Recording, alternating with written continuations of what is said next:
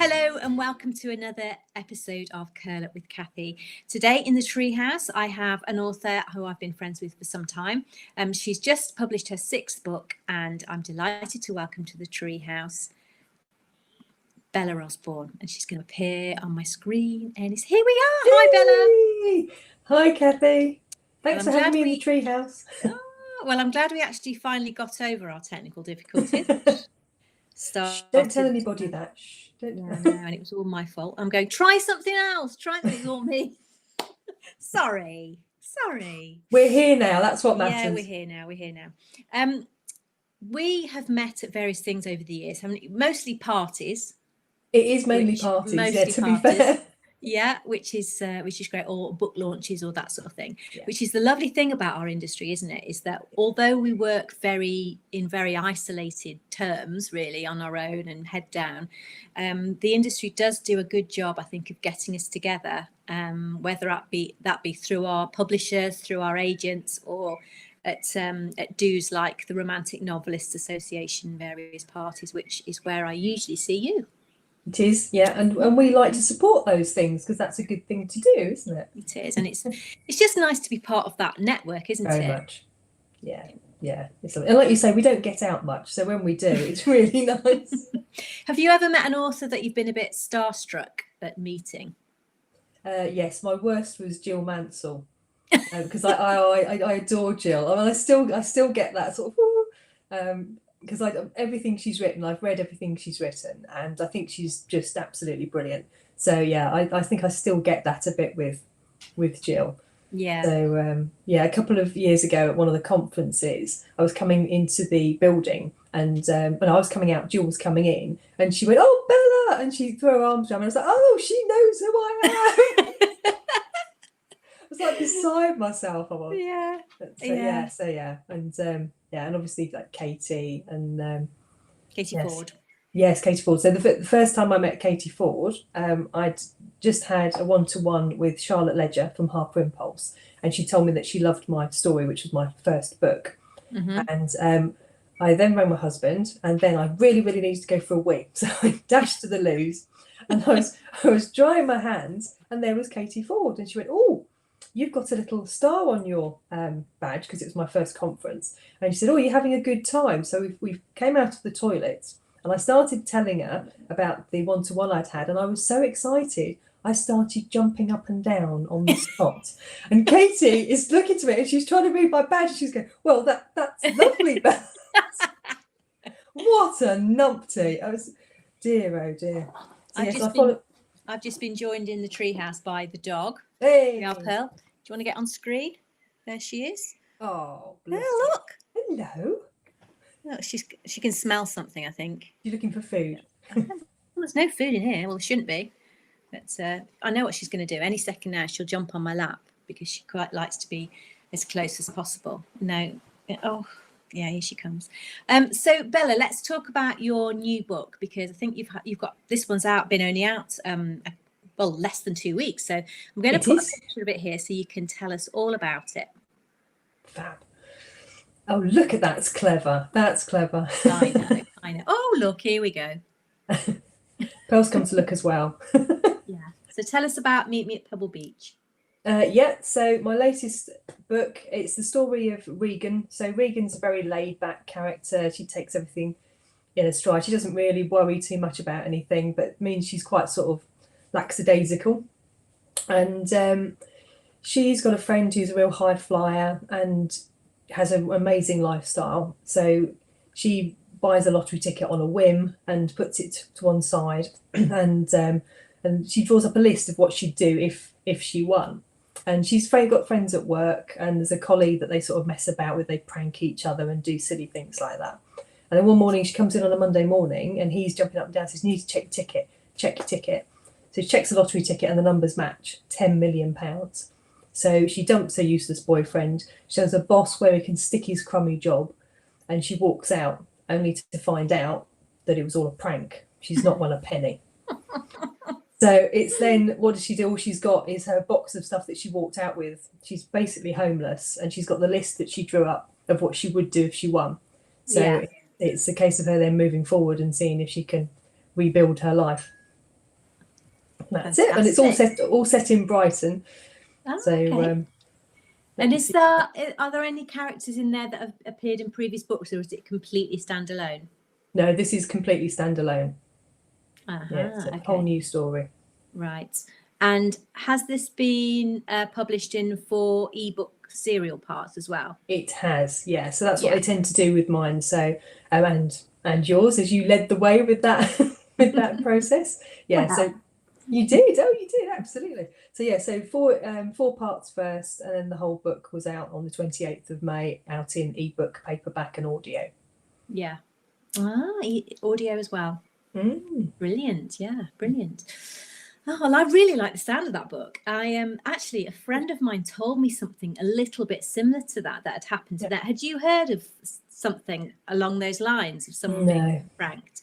Yeah, well, a friend of mine told us about this guy who they always go to this same, like working men's club, or, you know, a local club sort of thing, every Saturday night.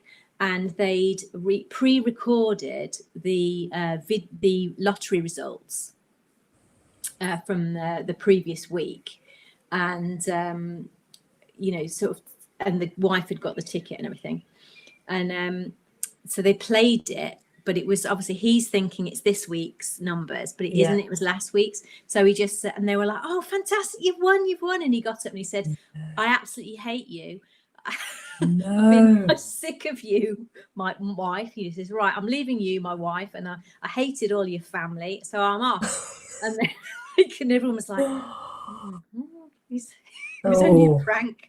So so can you imagine? So that's a really good start to a book. I really like that. Thank you. The thing is, you know, he probably did her a favor by pranking her, because if he hadn't pranked her, she might never have made that move, and she clearly needed to absolutely start. But I bet it took her a long time to forgive him. Yes, so it's and I don't know if she does actually ever forgive him in the book, to be fair. Maybe that's the sequel. I'm not big on sequels. I think mine all tend to be standalone. But for the first time, I've got a book out at Christmas, and the first time I have revisited an area from a previous book, and I've got a couple of characters that were in another book that pop up in this one, but that's the first time I've done it. So it's nice though. Well, it is, because it's like having old friends, and I know readers always like it. If I've put a character in from a previous book, they always quite like to see them again. And I think if you write it in such a way that it's still a standalone, it doesn't deter new readers that way. So that's how I tend to work it. Pearl, are you going to go now? Because you are slightly lumpy on my leg. Come on. Can we just get you? She's not a very big dog, but she's quite, you know, a little feet are a bit bony when they're on. Well, she's covered me in fluff as well. Thank you, Pearl. So you've got another book coming out at Christmas as well this year. Do you normally have 2 books a year? No. It's because when we went and pitched the stories, they went, they liked all of them. And as you know, publishers can take a little while to get back to you. So I just thought, well, I'll just start writing one. And I started writing the Christmas book. But this was, nearly 2 years ago now. And they hadn't got a slot for 2019 Christmas. Right. So they said, we'll take it for 2020 Christmas. So I wrote that before I wrote this one that's just out now. So it's all been a bit... I've got a situation coming up like that. I've written a book which is not going to come out in sequence. It's going to be shunted back a little bit for various publishing reasons, you know. But so have you got a title for your Christmas one? Can you tell us? I have. Can you tell us? Yes, it's One Family Christmas. Oh, lovely. One Family Christmas. Yes. It's set in so Willow Cottage, or Escape to Willow Cottage, was set in Dumbleford in the Cotswolds, a made-up village, and the village next door was Hembourne on the Hill, and that's where this one is set. So there's a slight overlap with Dumbleford and some of the villages. So this is set at the manor house at Hembourne. So a whole family full of secrets. Oh, well, we like those. Mind you, I think pretty much all families are full of secrets, aren't they? In some respects, I don't think you ever really truly know who's under your roof. Right. Okay. So we were talking a little bit a while ago just about the sort of things you did beforehand. But how long have you been a full-time writer now?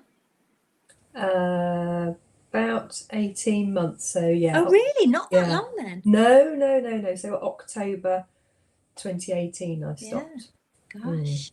You've done really well then to keep putting out a book a year while you were working. Yeah. It's not ideal really. It's a lot of juggling to keep. I don't know how people do that and do a full-time job. So I work part-time as well, so that really helped. But Yeah.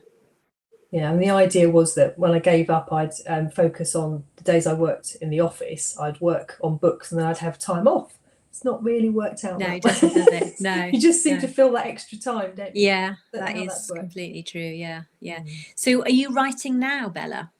So I'm proofing the Christmas book at the moment. Yeah. As well as starting a new story. So so when I'm not proofing, I'm doing the new shiny idea. I do like a new shiny idea. Yeah, we all do. So is that going to be for next spring, maybe?